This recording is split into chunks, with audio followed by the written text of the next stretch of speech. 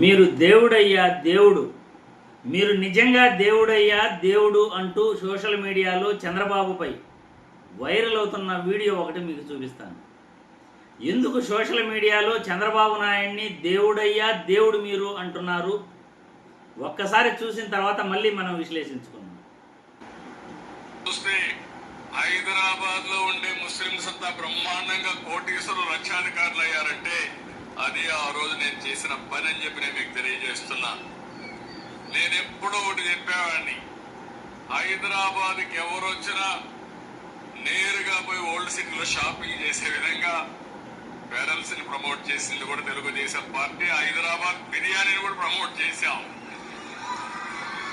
ప్రపంచం మొత్తం హైదరాబాద్ బిర్యానీ అంటే దానికి ఒక జామ్ క్రియేట్ చేసే పరిస్థితికి వచ్చామంటే ఇంకో పక్క చూశారుగా ఎందుకు సోషల్ మీడియాలో వీడియో వైరల్ అవుతా ఉందో మీరందరూ కూడా చూశారు.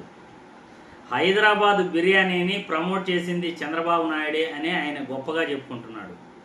హైదరాబాదులో ముస్లిం సోదరులతో బిర్యానీ పాయింట్లు, ఆంధ్రా వాళ్ళతో కర్రీ పాయింట్లు పెట్టించి వాళ్ళను కోటీసులను చేసింది కూడా నేనేనని చంద్రబాబు చెప్పుకుంటున్నాడు.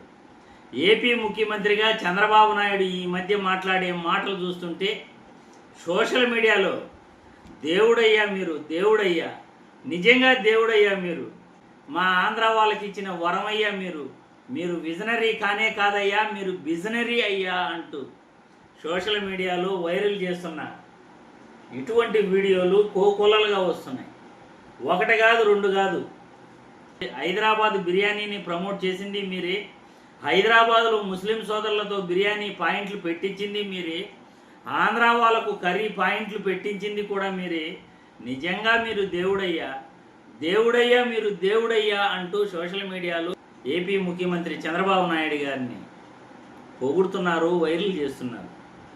ఎక్కడికి వెళ్ళినా తన గురించి తాను చెప్పుకోవటం తప్ప, వేరే వాళ్ళ క్రెడిట్ను తన క్రెడిట్లో వేసుకోవటం తప్ప, పరిపాలన గురించి మాట్లాడుదాం, ప్రభుత్వ బడుల గురించి మాట్లాడుదాం, ఉచిత విద్య గురించి మాట్లాడుదాం, ఉచిత వైద్యం గురించి మాట్లాడుదాం, ప్రభుత్వ మెడికల్ కాలేజీల గురించి మాట్లాడుదాం, శాంతి భద్రతలను అందిస్తాం, మందు షాపులు లేకుండా చేస్తాం, బెల్ట్ షాపులు లేకుండా చేస్తాం అని ఎప్పుడు కూడా చంద్రబాబు నాయుడు గారు ఆలోచించరు.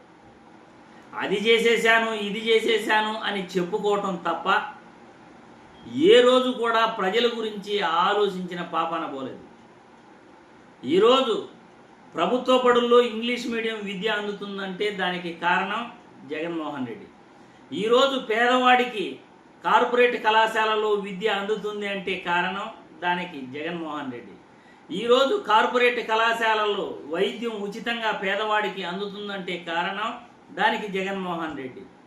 రాష్ట్రంలో సచివాలయ వ్యవస్థ వచ్చి ప్రజల వద్దకు పాలన వచ్చిందంటే కారణం జగన్మోహన్ రెడ్డి. రాష్ట్రంలో 104 వాహనాలు ఉచిత మందులు అందిస్తున్నాయంటే కారణం జగన్మోహన్ రెడ్డి.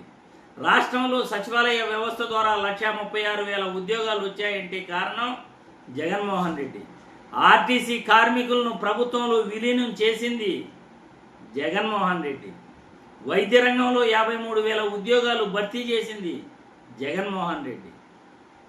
మరి కరోనా కష్టకాలంలో ప్రజలను కాపాడింది కూడా ఆయనే. విద్య, వైద్యంతో పాటు పేదరిక నిర్మూలన కోసం జగన్మోహన్ రెడ్డి ఎన్నో చేశాడు.